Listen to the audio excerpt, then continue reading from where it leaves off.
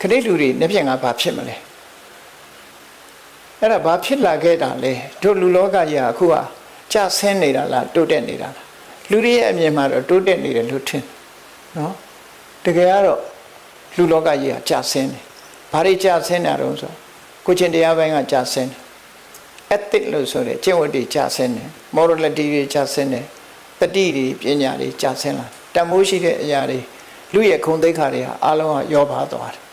ဘယ်တော့မှစယောပါတာတော့ဆိုဟုတ်ရှေးတုန်းကတည်းကစယောပါလာပုံဟာခွင်းဆက်ကလေးတွေနဲ့မြတ်စွာဘုရားဘယ်လိုဟောထားတော့ဆိုနော်ဒီလောဘကစတာလူတွေဟာဓနချင်းငွေမပြည့်စုံတဲ့အခါဆင်းရဲမွဲတေလာကြဆင်းရဲမွဲတေမှုကိုအကြောင်းပြုပြီးလောဘတွေကြီးလာဒါအစပဲ